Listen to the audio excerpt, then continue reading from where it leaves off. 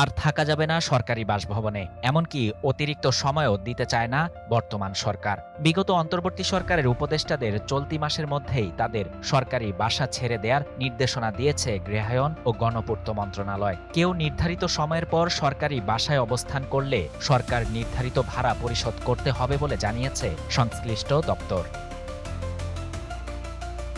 আবাসন পরিদপ্তর সূত্র জানায়, বিশেষ পরিস্থিতিতে কেউ সর্বোচ্চ 1 থেকে 2 মাস সময় নিতে পারবেন, তবে সেক্ষেত্রে মার্চ বা এপ্রিল মাসের জন্য ভাড়া আদায় করা হবে। ফেব্রুয়ারি মাসে নির্বাচন অনুষ্ঠিত হওয়ায় এ মাসের ভাড়া নেওয়া হবে না। একই সঙ্গে সাবেক অন্তর্বর্তী সরকারের প্রধান উপদেষ্টা ডক্টর মোহাম্মদ ইউনূস আগামী 28 ফেব্রুয়ারি রাষ্ট্রীয় অতিথি ভবন যমুনা ছেড়ে ঢাকার গুলশানে নিজের বাসভবনে উঠবেন বলে জানা গেছে। আবাসন পরিদপ্তর জানায়, ফেব্রুয়ারির পর সরকারি বাসায় থাকতে আগ্রহী এমন কোনো আবেদন সাবেক উপদেষ্টা বা অন্যদের পক্ষ থেকে পাওয়া যায়নি।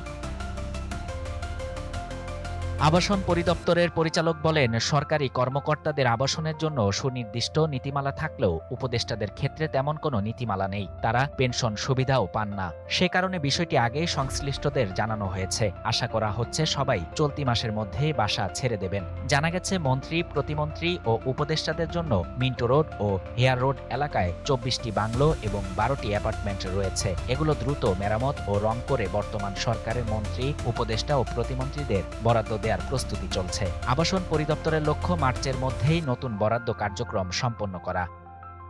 শিয়া বাটার ও ভিটামিন সমৃদ্ধ লিলি বিউটি সোপ, তারুণ্যময় উজ্জ্বল ত্বকের জন্য।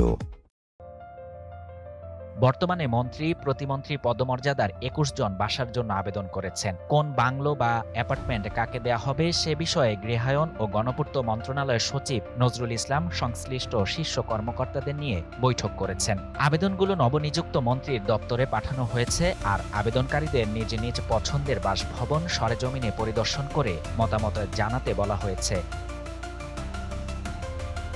শাহরিয়ার শাফাত, বাংলা নিউজ 24।